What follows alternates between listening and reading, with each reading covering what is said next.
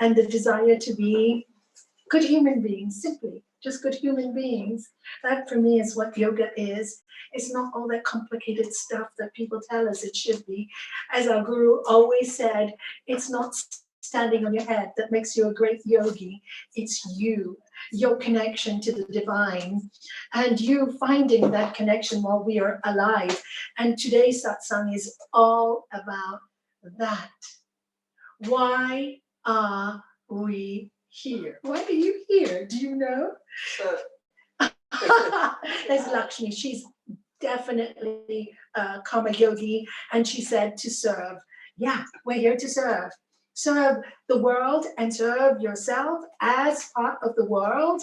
And this is a lot of confusion on this issue in yoga. And let me start with that, because that was such a brilliant thing to say. When we originally come and then we really become very humble and we just want to serve, serve, serve. And what I have seen in the last, especially in the last 10 or 15 years, many yogis serve so much that they put themselves in stress. So I have to serve, I have to serve, I have to do 10 classes a week, I have to do this, I have to do that. So that's not yoga again. You've lost your peace. Service is natural, like it is with you. It's natural. It's just like, I'm so happy to do it. I just want to do it. Service doesn't even have the I in it anymore. It is just like, I'm not even exhausted from this. And if you're exhausted, it's a nice kind of exhaustion. Like I was exhausted on Saturday after the Raj, but I was so happy to be exhausted. You know, it's a nice kind of exhaustion. It's not a stressful. I'm overtired, I'm overworked, I can't do this. It's not like that. So service, you have to really define it in yourself as yogis, as human beings. Yes, we live to serve, but you always need to replenish. When you are starting to feel a little like this, before you get into stress and anxiety, because that's what's going to happen next, you're going to collapse. And I've seen many, many teachers collapse. They're just burnt out. So service, serve yourself also. How do you serve yourself? How do you serve yourself? For me, quiet time. Now, I know many people can't be with their minds and with their own self, but with practice you can. I am the perfect example. My mother used to tell me, you can never sit still. Never sit still. You get up in the morning and you're dancing, and then you're doing painting, and you're doing this, and you're doing this, and you're doing this, and you can never sit still. Many years later, when I visited her after starting yoga, I sat with her on the sofa, watched all her Indian soap operas because it made her very happy, and I don't really like them, but I got into them, you know, sat there with her, and she looked at me and she goes, how come you're sitting here so long? You don't sit still. And I go, Mom, it's the yoga that has taught me what is precious in life. And right now, this moment, I am here in Hong Kong to see you. So I am focusing on sitting with you. And I loved it. Is it you think it's impossible? It's not. I would have said many years ago, it is not possible for me to have a still mind, you know, but it is possible. When I started yoga, funny enough, I was telling them today at the committee meeting, they were telling me about a cat that was coming up here. And they were worried for me because I used to be very allergic to cats. In fact, when I was 25, I had my last allergy test. I was allergic to everything under the sun, literally. Tomatoes, orange juice, rice, everything. Cats, dogs, animals. Actually, I had an allergy test just 2 months ago because I had a bit of a cough, and I thought it was because I had a dog at home, and I was worried about that. And I went to check. Nothing, only dust. Only dust. And I said to the doctor, this is a miracle. It's a miracle. So, you know, when you are calm, when you are peaceful, when you find yourself, then you understand why we are here. Prior to that, the world is a painful place, would you not agree? It's a painful place. There's lots of things going wrong. We're fine with everything going right. There's lots of things going wrong. And for me, the world was a stressful place to be in. And I used to say there's no justice. And where is justice? You know, I want peace. And look, I want peace. And look at what I'm sending out. What am I sending out? Oh, tell my husband, don't be so negative. What am I sending out? I couldn't see myself. No wonder I wasn't peaceful and I was blaming everybody else for it. With the practice of sitting still, just being, asking yourself, why am I here? And this is a question I asked when I was in university in 1972, during the hippie era. And that was all about peace and love. But I wasn't into the drugs, though. I wasn't into the drugs. And I saw people into the drugs, and I worked at a drug rehabilitation center for part of my university course. And I saw they were destroyed. They went to crazy places. And when they were off the drugs, they just couldn't get their life back together. So I wasn't on the drugs. So I kept on asking, it's not about drugs to get into peace and love. It's not about running away. I want to be. What is life for? How do I find peace? And we would sit like till midnight, all of us young people studying English lit, philosophy, and discussing, why are we here? Why are we here? And we couldn't get any answers. You know, our beloved Swami Satchidananda told this story many years ago. He said, in the beginning, there was a block of wood, and there was a block of wood, and a block of wood. And the block of wood did nothing. Nothing happened with a block of wood. And then this energy said, there's nothing. Let's create something. So breathe into the block of wood, life. Cut it halfway open. And the block of wood opened up into a board. Still nothing happened. And the energy said, where there's all one color, we need to have another color. So where there was darkness came light. We got duality, right? So now just black and white. Okay, black and white, still nothing. So the creator, the one that breathed into this block of wood, decided let's make little squares, black, white, black, white, black, white. Still nothing. Then started to make the pawn, the chess game, you have the little pawns, then the bishop, then the king, then the queen, and suddenly you had a game. There was a game. There was, I'm going to win, you're going to win. There was black and white, there was negative, there was energy, there was movement, there was experience. When we come into the human body, we choose it to experience. And we are given these senses to experience. We were meant to live in the Garden of Eden, but it was not possible to stay there, because without the negative, how do you see the positive? If everything is peace, peace, peace, there's nothing for us to do, right?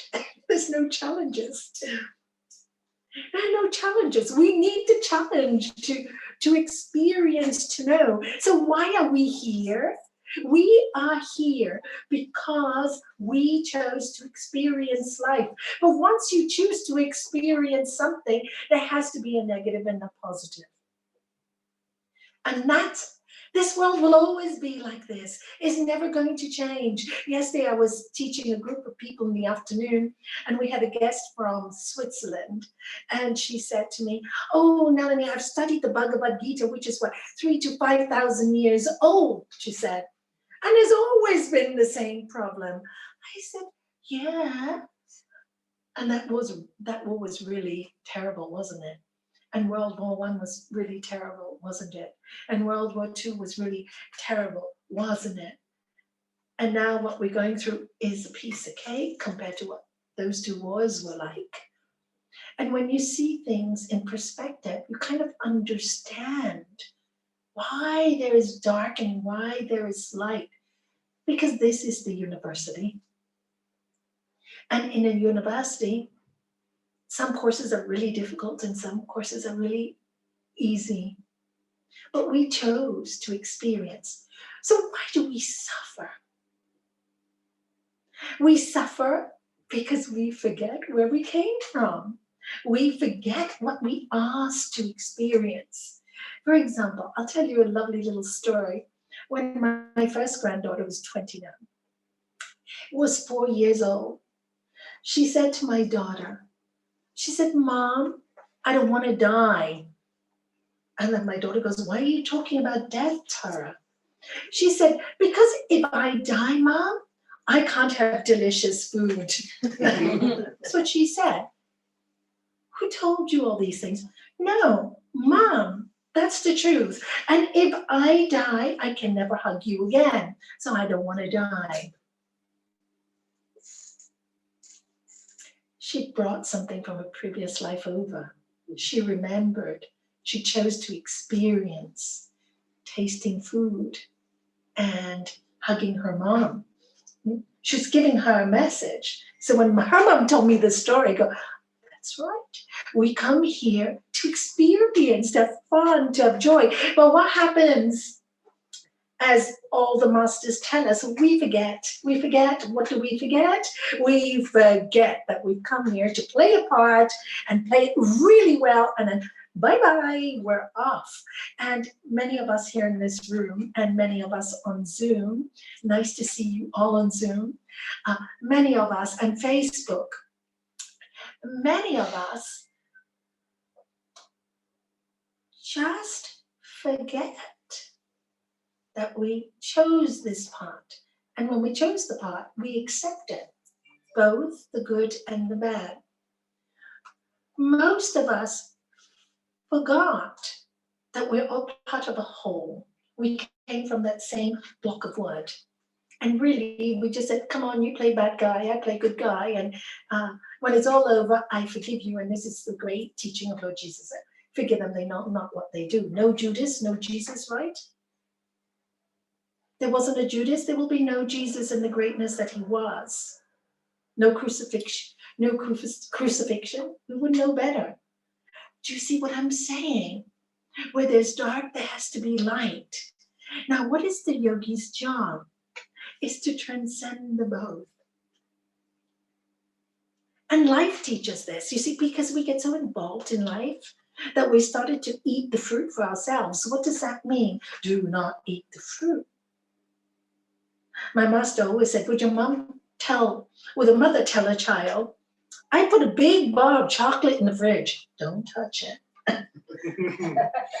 Right? It was meant to be. However, we got so involved with the I, me, mine that we forgot to play. We forgot to have fun. We forgot love because we got so involved in I need, I want, I have to have. It's all about me. I've suffered. Everybody suffers. Do you know one person who hasn't? I keep asking that question. And when people have said to me when I've gone through a bad time, Nalanie, why has this happened to you? I said, why not? Why not? Why not? That's the truth. Why not? It happens to everyone.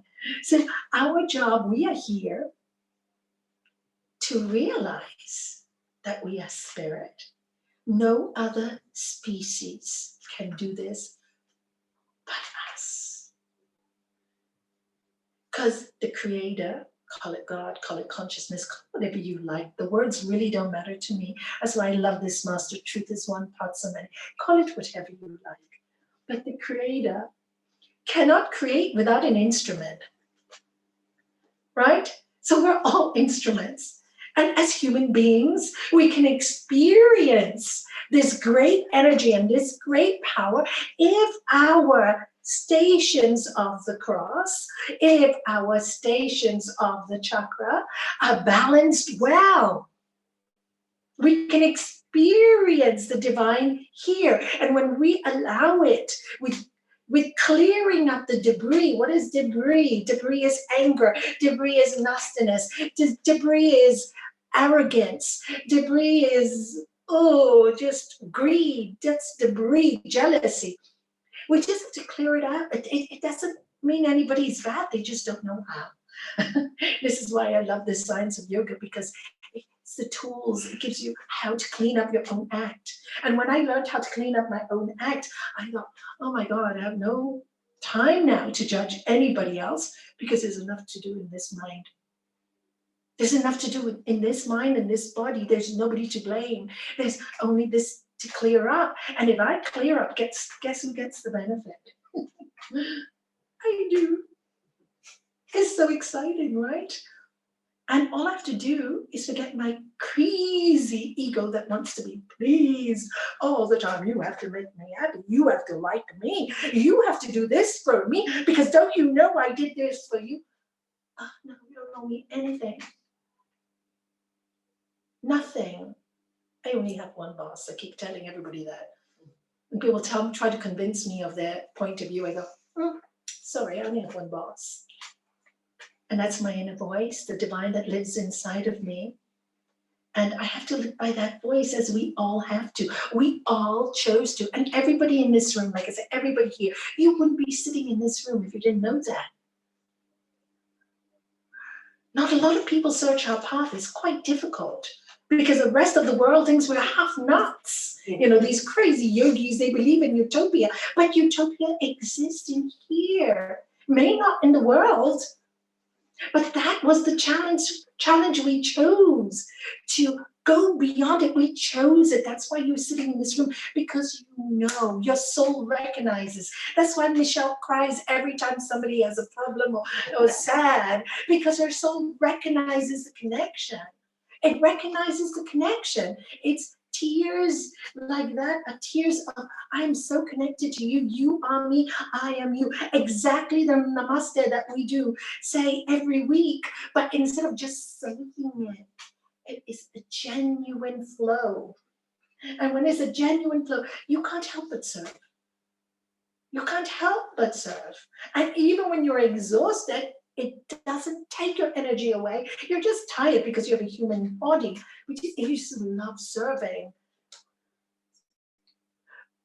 But when you're stressed with the serving, is what I said you need to watch out for, all right? Then you stop, then you change your life. Then you just take a break, and that is serving God.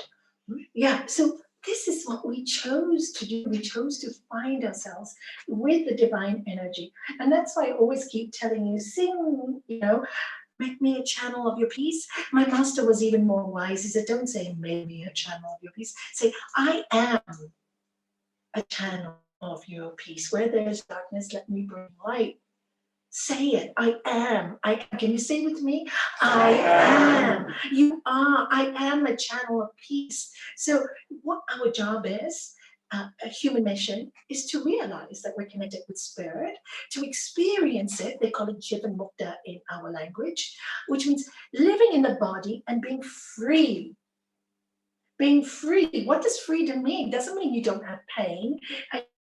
This is one thing that I realized in my study of the science, because freedom from suffering, it tells you when you study yoga, it's freedom from suffering. And literally, we're looking at the word suffering. But the truth is, suffering comes. The difference is you don't see it as suffering. Are you getting this? You see it as an obstacle, a challenge.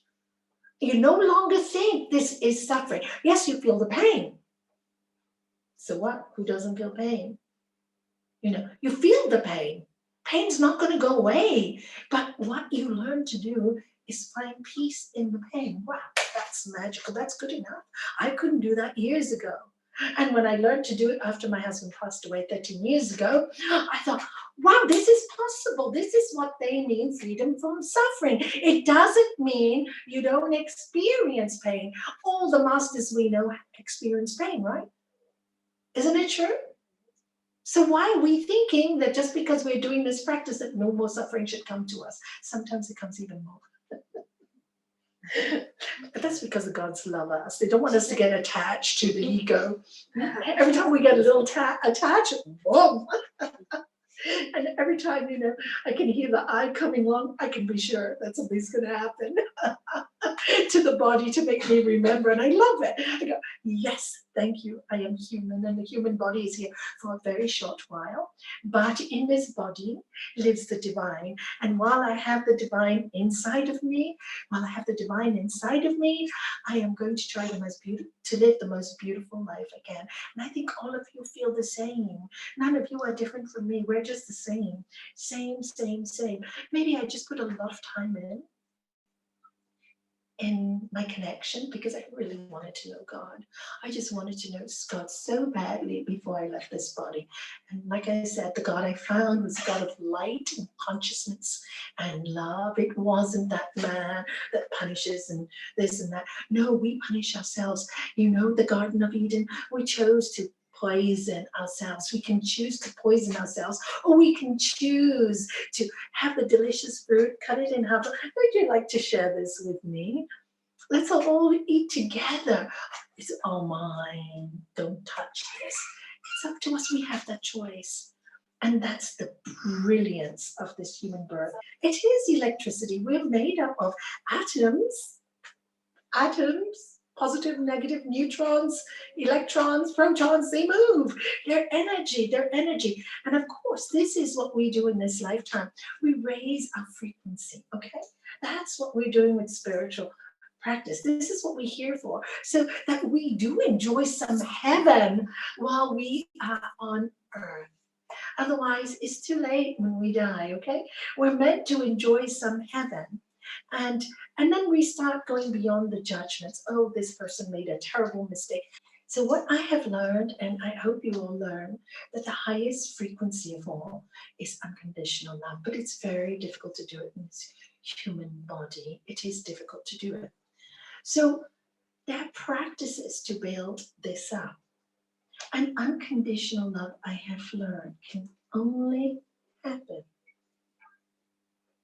when you start to not judge yourself and forgive yourself for your mistakes. Until you do, you cannot forgive anybody else. So when you hear your mind judging somebody for what they're doing, ask yourself, why don't I like this behavior in them? Is it because I have it in me and I haven't even noticed it? We mirror each other. I have seen this in all my years of counseling relationships. I see one person saying, I'm only asking you this. And I'm only asking you this. And they're saying the same thing in different words. And I'm saying, stop. Can you listen to what that person is saying? Can you listen to what that person is saying? And when they hear each other, they're saying the same in different words. And I have learned whenever judgment comes,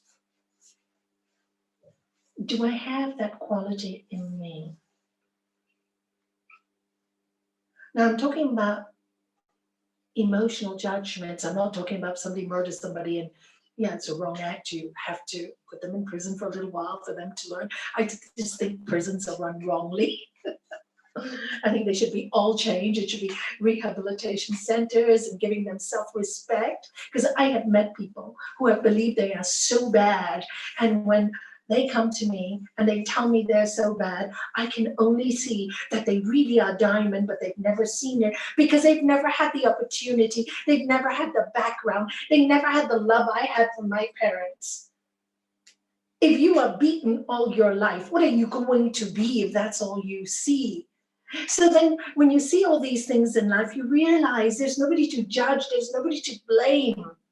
It doesn't mean that evil isn't there. Evil is there. It's just that we have to go beyond it and touch that unconditional love where we could look at that person who's done the evil and say, Oh, Father, forgive them. They really didn't know. They really didn't know. They didn't know better. And that's our attitude. And this is how we should feel. They really didn't know better, you know. And this is one of the first things my master told me when I said to him many years ago, oh, I want peace. And then he goes, you have to forgive this person that has hurt you so much, Nalanie. And I go, I can't. That person's horrible. And he goes, do you want peace, Nalanie? Yes, Karita, but I can't. Do you want peace? Yes. Then you must do it. And you do it. You learn because you want the peace more than the pain. Do you get it? And this is what we've come to find because we all know, we are spiritual beings. We all know that this life is a dead end. Dead end, dead end. It's a dead end. So, don't get there so quick. Don't get there so quick. Don't be in a hurry. Have some fun. Yesterday, a couple of the yoga students were telling me they're studying with me. We're doing an intense course because I'm home. I might as well. But anyway, they were saying we're studying and it's very intense, right?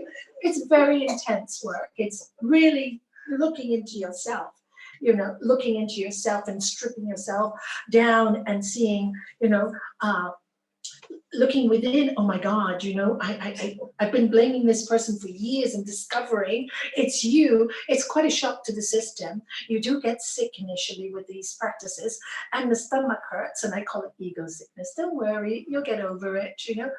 It's the ego learning to become humble because you think you're so great that you don't suffer these things. So it's quite intense. And so the two girls were saying, oh, Nalanie, we need to speak to you. This is very intense. We're analyzing. I said, I told you after you finish the class, go home and live it. I don't want you to be studying and thinking this, oh, did I do this wrong? No, live it. How do you live it? Do you know how you live it? Do you know how you live it? You go walk on the beach and you go, I'm walking on God's sand. Guess what? God is on my feet. Guess what? God is in my hands. So I'm going to enjoy it for you, the whole world. I'm going to enjoy it for the world because I don't know what God is. It's everywhere. It's in every consciousness. It's in every single cell. It's in space. I don't know what it is, but I'm just going to enjoy it for us. I'm done. And that's how you do it. It's quite simple, the practice. It's not complicated. It's just that we think with these intelligent minds and, you know, it's so difficult to do. And when you're cooking, I'm cooking for the divine. No, I can't be bothered to do another meal. You don't want to do another meal? Just say, take me out for a meal, please. Or get yourself a takeaway. Be a bit independent, you know? Why do you always have to depend on everybody? You don't want to do it, don't do it. It's easy. Oh, I have to do it because I want to appear a good wife or a good husband. No, you don't have to appear as anything. You are already good. You're just being truthful. I'm tired tonight. No big deal. We make big deals because the ego doesn't like to show itself to be small. So what? So what if I'm not good at this? That's why I love our team. Each one has a different talent. Wonderful. That's why the committee here works. One is great with treasury. One's great with public relations. One is great making us laugh. Another one's great with hatha yoga. Another one's great with Raj. Wow. One is great with publicity and events. And one's great with the shop. Oh my God, we got a perfect team. What each one can do, the other can't. What some of them can do, I can't do. And this is the wonderful thing. This is why we chose to be here, to recognize the differences that make the music. In an orchestra, you got a violin, you got a guitar, you got a drum, you got, well, cello, you got sax. Wow, put them all together and we've got music. And we came here to create music.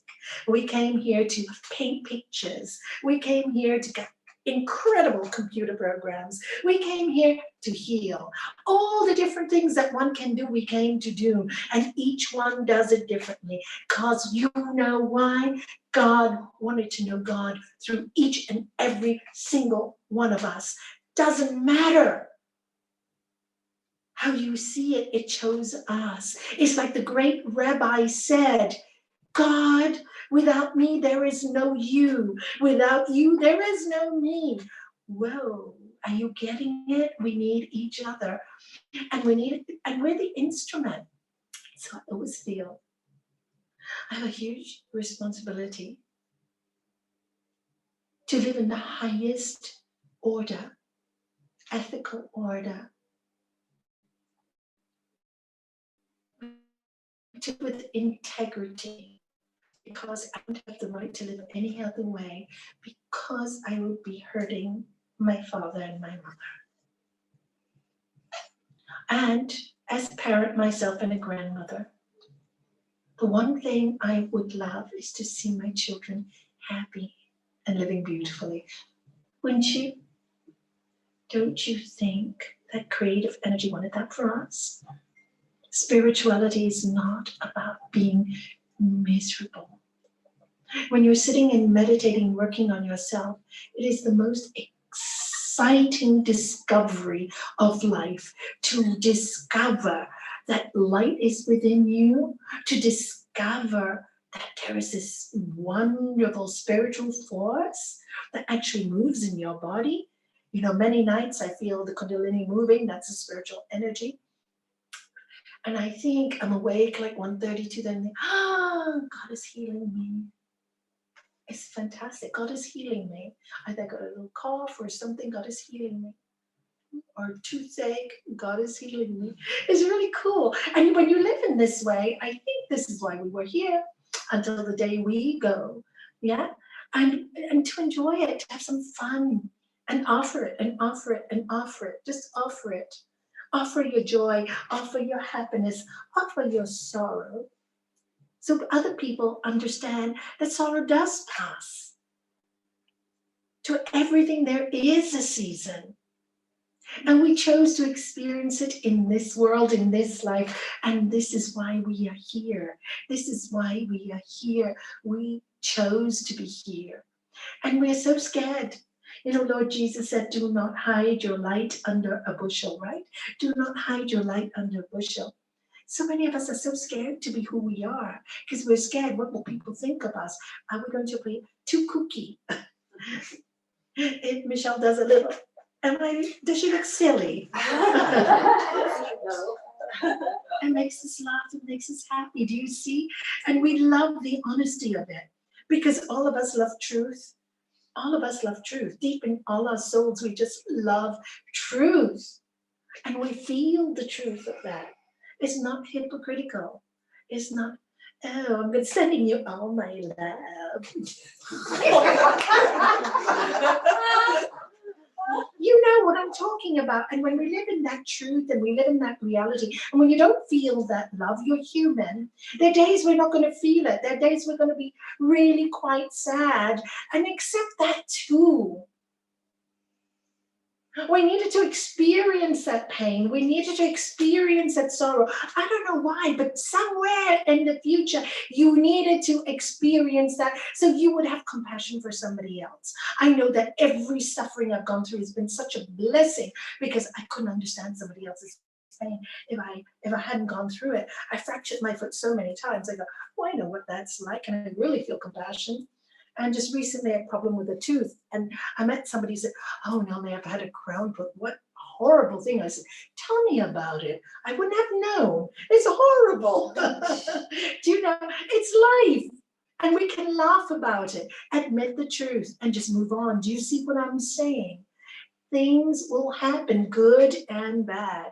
And we just have to accept it and transcend it. And if you can't help yourself, ask.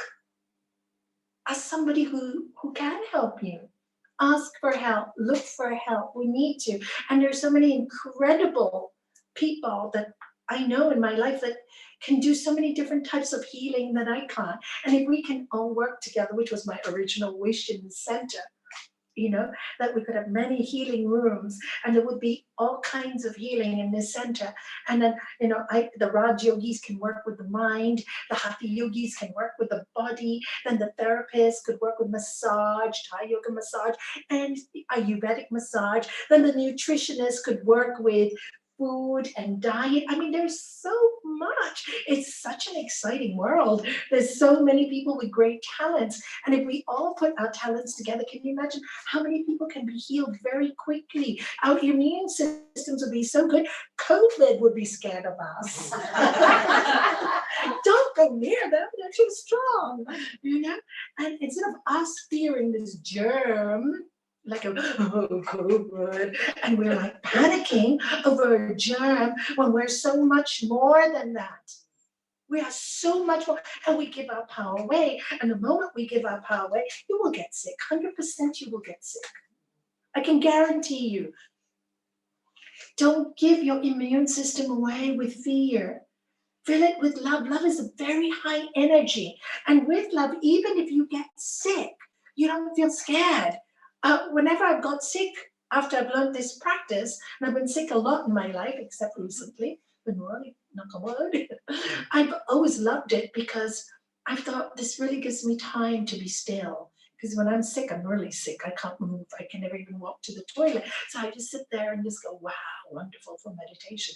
And isn't it nice for us all not to fear these things? You know, instead of living in fear, it's like, wow, this is the best. This is cool. I can lie down for 5 days. Wonderful. When can I do that otherwise? Never. So this is, you know, your whole thinking changes. And this is the yoga science. As you think, it will become. If you think I am sick, you will. If you think I am well, you will be. This is why all the great saints, you see Ramakrishna with cancer, wasn't bothered. All the disciples panicked. He didn't. He didn't panic. That's a big deal. He had to die. We all have to die one way or the other. Some with COVID, some with cancer, some with car accidents, some with, plane accidents. We don't know. Motorbike, we don't know. But all of us have to go one day with something. So there's no point fearing. You're wasting your time on earth. Trust, my master always said, trust in God and fear do not go together. Build up that trust. When something bad happens, this is teaching me to be less attached to this world. Sorry, folks. You really can't take anything when you go. You can't even take the person you love the most with you. So start to learn that it's all a gift, and this is what we need to do. So every moment, it's a gift, and no guilt. No guilt for enjoying yourself. So long as you keep the golden rule, cause no harm to anyone and some benefit to someone, including yourself. Good, because you don't belong to you. Great. We don't even belong to us. If you really think about it, you're going to leave your body behind. So does your body belong to you? You're going to leave it behind. Everything you've known, you're going to leave behind. None of it's going to be important. So why do we put so much importance in things when we are here? Yes, enjoy them all. Enjoy them all. Please enjoy them. The divine also wanted us to enjoy what he gave us. The thing is, don't fear enjoying it and don't fear losing it. That's the secret. But don't think you don't deserve it. That's the worst thing. And what was really interesting to me is many years ago,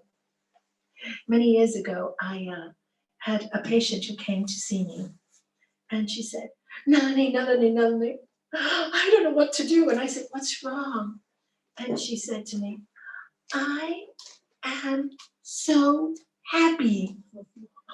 And I go, well, great. That's wonderful. That's the idea. And she goes, but it's not right. And I go, why is it not right? And she said, well, I have money. Great. I have husband who loves me. Great.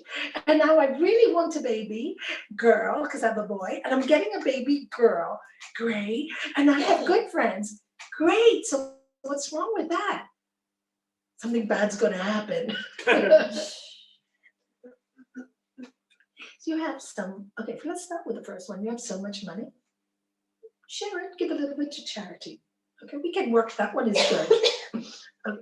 You have good children. Thank God for it. You got a good husband. Be grateful. Now, why do you think something bad's going to happen to you? Because I should not be so heavy. And I looked at her and I went, why? You don't have to wish or think bad's going to happen to you. Everybody in this life has to face good and bad. Don't ask for it. Don't ask for it and don't feel guilty about it. I said, just go home and be thankful. But she couldn't go home and be thankful. She couldn't. She felt guilty. Well, anyway, a few months later, something struck her so bad, with a child. And she called me. She actually called me and said, Nalanie, can you visit me in the hospital? I said, absolutely. So I went there. And she said, there's no God who did this to me. It's my own stupidity. I believed that I couldn't be happy, so I created this. I thought that was so wise. So I said, what are you going to do? She said, I'm going to do everything to heal myself, and I'm never going to think that way. Do you know, the moment she said that, she healed very quickly from a severe illness, very quickly, which was quite interesting for her to realize. So she taught me a great lesson. Many people feel guilty about being happy. And our guru, he just cleared the books for me when he said, it is your birthright to be happy. Yeah, it is your birthright, right? So when you're happy, what is your frequency? What would you do with your environment? What do you do with the environment when you are feeling like this? You're charging it with what? Positive energy. So when you are low, you are charging the world with negative energy. But we're human. And until you become self-realized, don't worry too much about it. Accept that you are low, give it a few days, and then learn to heal yourself. The greatest healer is the divine energy. Trust it. Trust it. Trust it. And you know, when people are ill for a long time, I ask them to listen to their language. Because they could be really thinking all these good things, really. They're not bad people. But the language is, but why am I not well yet? But why? But why? But why? I said, the but why is why you're not well. Because you don't trust. There's a huge doubt there. Did you hear it? So you can think all this, speak the beautiful yoga language, but the heart is in not conjunction with your mind. You're not in communication with your mind. That's why you won't heal. Listen to your language. Your language will tell you a lot. You're not convinced. Why you're not convinced? You don't have enough faith. Why don't you have enough faith? Because you have too much fear. Why do you have so much fear? Because you're very attached to something. A version of yourself, maybe even, that you no longer can live up to. A version that is not truthful. And that's what you need to work. What is the version I have of myself? Do I have too high expectations? Too low expectations? What is my journey here? And that's why we're alive, and that's why we're here. We're here to experience, to smell the flowers, to hold hands, to hug, to care for each other. We are here for that. There's enough problems in the world. We don't need to get so involved with all this nonsense. We need to go beyond it. Go beyond it. And this is practice, practice, practice. As Sri Patanjali says, practice for a long time without a break. And all your heart, what are you practicing? What are you practicing? Understanding we're all one. What are you practicing? Non-violence. What are you practicing? truthfulness? What are you practicing? Is your voice always saying, I want, I need, I'm miserable, I'm this, I'm that? If you hear too many I's, practicing more we's. Hmm? Practice that. Practice, no, it's not all about me. How about my family? How about my children? How about my friends? It's not all about me. I'm doing too much me here. You will hear it. Your answers will come. And that's the practice. And then you just love to.